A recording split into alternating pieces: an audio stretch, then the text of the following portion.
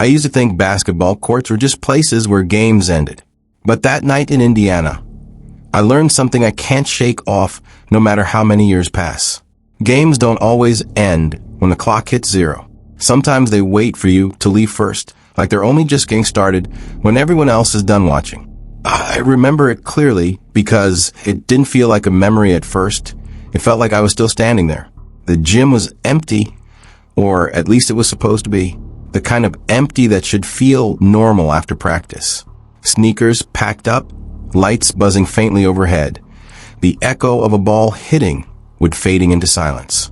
But that silence wasn't complete. It had gaps in it, like something was filling the spaces between sound without making any noise of its own. The lights above the court kept flickering, slow and uneven, like they were struggling to decide whether to stay on or give up entirely. Each time they dimmed, the far end of the gym disappeared for a second. And when they came back, it looked like the court had shifted slightly, just enough to make you question where you were standing. Then I heard it. A basketball bounce. One clean hit against the floor. No footsteps, no voices. Just that single bounce, echoing like it came from somewhere it shouldn't have been. I looked toward the court, expecting maybe one of my teammates had stayed behind as a joke. But there was no one. The scoreboard above the bleachers flickered alive on its own. At first it was just random numbers, glitching in and out. Then it locked in. 0-0-13. No explanation. No teams listed. Just that score staring down at an empty gym like it belonged there. And that's when I had to ask myself, have you ever been in a place so quiet that even the smallest sound starts to feel like it's coming closer to you? I'm from a small town in Indiana. And back then, I was just a high school kid trying to make something out of basketball. Nothing professional, nothing glamorous. Just me, my school team. And a gym that felt like home more than anywhere else in my life. Around where I lived, basketball wasn't just a sport. It was the thing everyone talked about, the thing everyone showed up for. The thing that made a quiet day feel alive. My best friend was our team captain. The kind of guy who never backed down from a challenge. Always pushing us harder, even when practice felt like it should have ended an hour ago. Then there was our quiet teammate, the one who barely spoke, but stayed late every single day, practicing free throws like the world depended on it. And our coach, strict, always serious, but fair in a way that made you respect him even when your legs were shaking from drills. Our gym wasn't anything special if you looked at it from the outside. Old brick building, faded school colors, and a parking lot that was always half empty after sunset. Inside, the wooden floor was worn down in places where generations of players had run the same lines over and over again. The bleachers creaked even when nobody was moving, like the building had its own way of speaking when it got too quiet. That week, everyone was excited because of a local rivalry game coming up. Students were talking about it in hallways. Posters were taped on lockers. And even teachers mentioned it like it mattered more than usual. It felt like one of those moments where everything in school revolved around a single night in that gym. We stayed late after practice sometimes, just shooting around when the lights outside started turning orange. Coach would usually lock up most of the building, but leave one side entrance open so we could finish up and leave on our own. It was routine, comfortable, nothing out of the ordinary. It was just another season. Nothing special, nothing unusual, at least that's what I thought. And if you've ever played late night games or stayed behind in an empty gym, you probably already know that feeling, that weird pressure in the silence when the place stops feeling completely empty, even though you can't explain why. That night started like any other late practice session. Coach let us run extra shooting drills after official practice ended. Said if we were serious about the rivalry game coming up, we needed to stay locked in when everyone else was tired. Most of the team agreed. So nobody complained when the clock kept running past schedule. Eventually, Coach grabbed his keys and told us he was heading out. Same routine as always. He locked most of the building behind him, checked the side doors, then left one entrance unlocked for ventilation, like he always did. We didn't think anything of it. We were used to having the place to ourselves. At first, everything felt normal. Balls hitting the floor, sneakers squeaking, echoes bouncing off the old wooden court. But then I noticed something small, something that didn't match the rhythm we were making. When a ball hit the floor near the free throw line, It came back up faster than it should have. Not a lot faster. Just enough to make your eyes question what they saw. Like the court was returning it with more force than we were putting into it. I glanced up at the lights. Half the gym was steady. The other half kept flickering. Slow, uneven pulses, like it couldn't decide if it wanted to stay visible or not. Every time it dimmed, that side of the court felt farther away, even though I hadn't moved. Then the scoreboard flickered on. No one touched it. At first it was static, random numbers flashing in and out. Then for a brief moment, I saw something that didn't make sense. Old game records.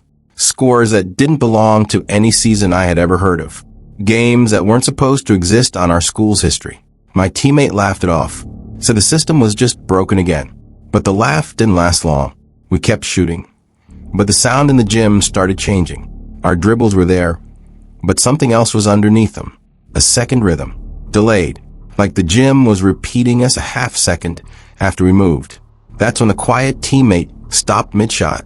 He looked toward the far bleachers and said almost casually, like he wasn't even sure why he was saying it, there used to be a player who trained here alone before they rebuilt the gym. Nobody responded at first. Then one of the balls rolled by itself toward center court, except no one had thrown it.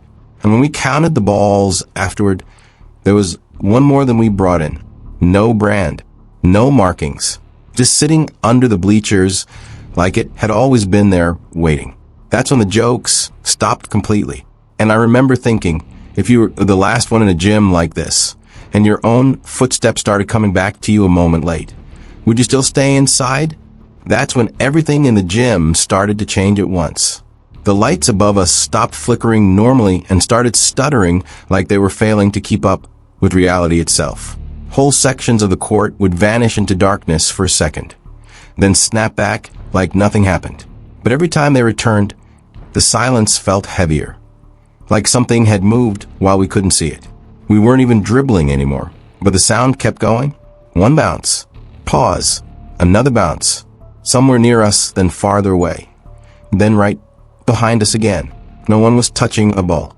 That's when the scoreboard turned on again, fully this time. It didn't just glitch, it started a game. Numbers appeared like a live broadcast was running. Time ticking down, scores updating. But the court was completely empty. No players, no refs, just an invisible match being tracked like something was happening that we couldn't see. Someone whispered my name. I turned immediately, thinking it was one of my teammates joking. But nobody was near me. Then another voice answered from the hallway, not calling me, but calling someone else. Then another name, then another. Each of us started hearing it. Soft voices echoing from empty corridors outside the gym, repeating our names like they were checking attendance for something we didn't sign up for. My teammate next to me froze, said he could hear footsteps matching his exactly, but delayed, like something was walking just a moment behind him, copying his pace. We all heard it after that. Step pause, but nothing was there when we looked. Then the lights flickered again, and for half a second, right at center court, there was a figure standing still, not moving, just there, watching. When the lights came back, it was gone. That's when my best friend ran for the exit. He didn't say anything, just sprinted straight for the door we always used. But when he reached it, he slammed into it and froze, locked from the inside. We all rushed after him, trying to handle, pushing, pulling. But it wouldn't move. No bolt, no explanation. Just sealed like the gym had decided nobody was leaving. Behind us, the basketball rolled again. Slow, perfectly straight, back to center court. No matter how far we threw it, no matter where it landed, it always returned like something was pulling it back into position. That's when I realized it wasn't just a gym anymore. It felt like it was watching us, like it was keeping score of us. The scoreboard flickered one last time, and then it changed. Home, 13 visitors, 0. But there was no game, no players, no reason for a score like that to exist. The lights above us began to fail completely, one section at a time. Every time the gym went dark, someone was no longer where they stood. No sound, no struggle, just absence. like the space they occupied had been erased mid-second. My best friend was still near the exit when it happened to him. One blink of darkness, and he was gone. We didn't even have time to process it. The only thing left moving was the basketball. Slow, steady, bouncing across the floor like it had a purpose now. Closer, closer, always closer. I ran. I don't even remember deciding to. My feet just moved toward the exit, toward anything that wasn't inside that gym anymore. The door was still locked, but I kept pulling anyway, like the act itself would change something. Then I heard it, right behind me, a voice come almost patient. You still have one possession left. I didn't turn around. I couldn't. The lights went out completely after that. And in that final moment, all I saw was the empty court and the ball spinning slowly at center court, like it was waiting for someone to take the final shot. I don't go back to that gym anymore. But sometimes when everything is quiet at night, I still hear dribbling when I'm trying to sleep. If you've ever experienced something strange in an empty place, comment it below. Would you ever step into a gym alone at night again? Like and subscribe if you want to hear what happened when I tried to go back. Because the next night, the scoreboard turned itself on in my school.